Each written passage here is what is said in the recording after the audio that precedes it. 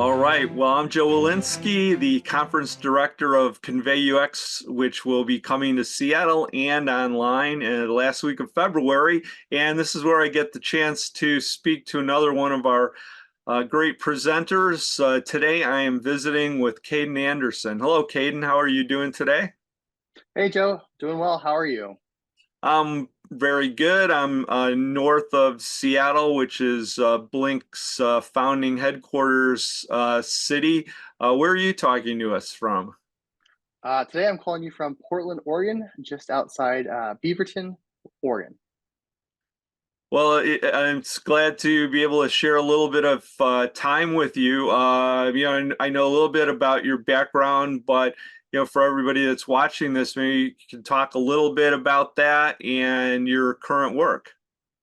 Absolutely. So current state, I am a lead product manager at Nike, and I also like to mention that my side job at Nike, we always have your day job hat, and then you have your ERG or your Employee Resource Group hat. And I'm a proud community leader for the Nike United Pride Network. So super passionate about that work and the mission of the Pride initiatives at Nike. Prior to Nike, I was in the startup world working as a product manager at Plume Health, or now known as Plume Clinic. And then before that, working at Transform 180 Training and then Orange Theory Fitness, working in the world of business development, inspiring folks to get healthy through technology and fitness, and really starting my world of product management and product design in those spaces as well. I think most people are familiar with the brand that you represent at Nike, but I know there's a lot more going on within the organization uh, beyond the obvious fitness apparel part of it. Maybe you could talk a little bit about, how you see your industry and if there's any particular challenges that you're having to confront right now. Yeah, great question. So the funny thing about being a product manager at Nike is when folks hear product management, they immediately say, "Oh, you develop shoes or you develop shirts and apparel." And I'm like, "No, that's really cool, but I'm actually developing technology." So currently, I am on a project called Strategic Enterprise Capabilities, working on improving our ERP or Enterprise Resource Planning. So across Nike, we're going through a big business transformation as well as a digital transformation. So in the world of Nike, have been known as an apparel or shoe running company. However, we are moving towards like being a leader in the technology space. Different initiatives within AI. How can we improve our supply chain efficiencies? How can we improve sustainability measures by reducing samples and doing more 3D work? How are we as a company connecting with people on our dot swoosh platform and using different ways to technology to not only connect but improve people and bring people together through sport, and that's all technology driven right now. So Nike is at this inflection point of figuring out who we are as a brand for the next 50 years. Well, you're to just to introduce your topic. It's titled "The Power and Value of Belonging." Maybe you could talk a little bit about how you came around to that topic, what it means to you, and why you think it's important to share with others. Oh my goodness. So I don't know about you, but 2020 was the year that we realized how important human connection was. If you didn't realize the value of our humanness and the desire to be around other people, the pandemic really centered that, especially for me. Going from working in person 5 days a week to being on a computer like we are right now 24/7 was a big shift. And for me, it was having to figure out how can we create a culture of community and connection while living in this now digital world, which is here to kind of stay. So it's like, how do we keep this now hybrid approach? A lot of companies are going 4-1, 3-2, but how do we keep that connectivity going? And so for me, I've been on this journey for the last, honestly, even before the pandemic. This journey started in college, as I was a Division 1 athlete, trying to figure out how I belonged in school as a what I consider myself more of a nerd, and then on the field as what I was, an athlete and a jock. So I was always at this just juxtaposition of like who I am, how do I fit in, and where do I actually belong?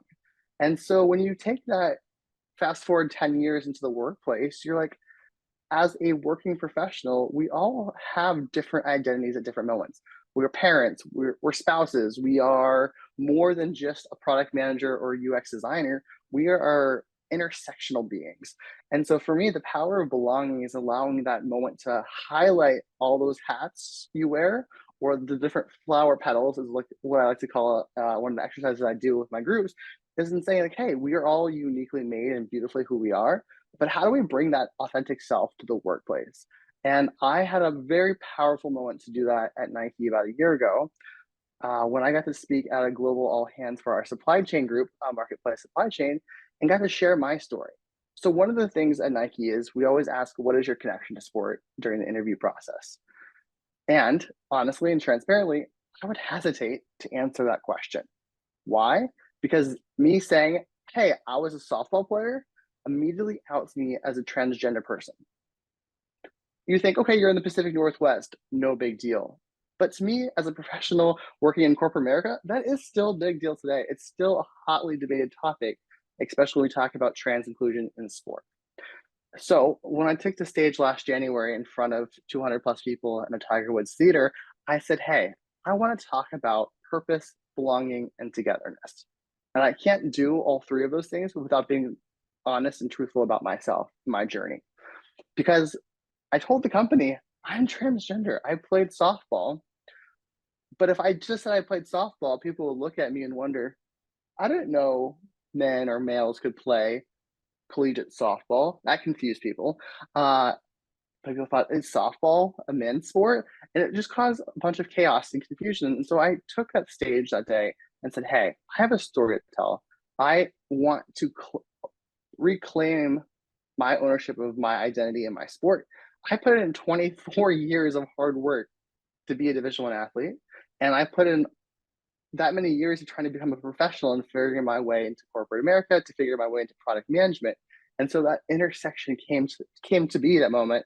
And I said, I want to be the person of beacon of light.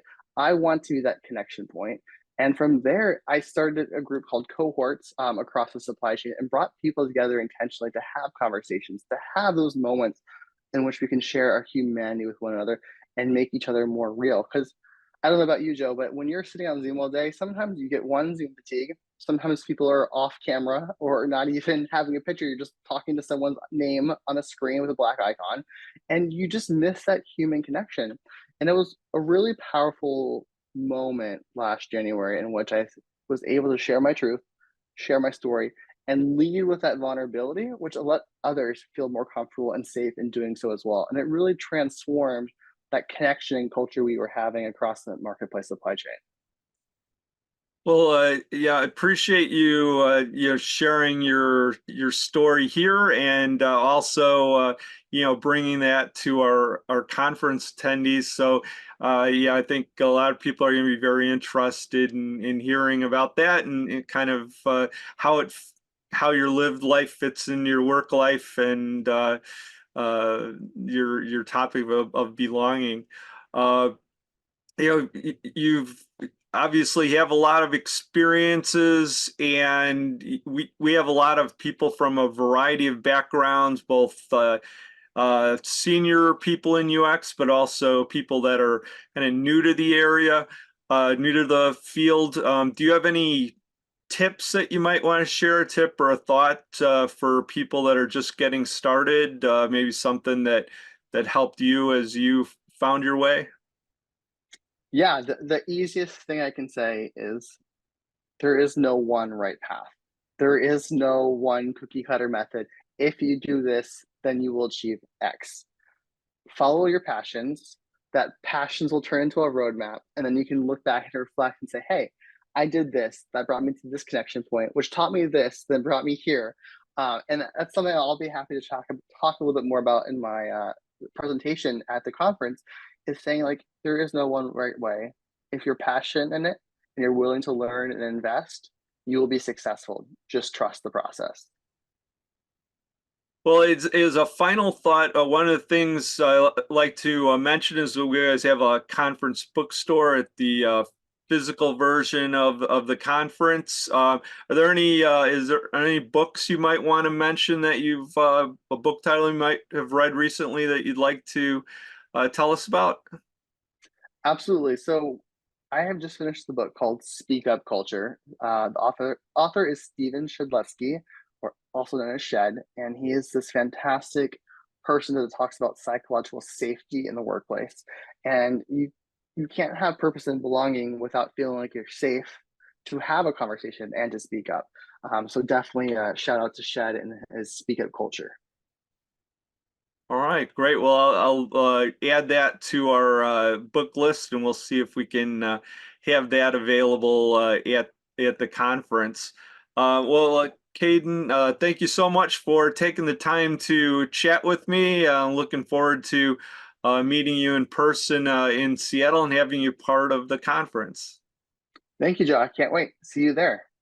All right, thanks a lot. Bye bye.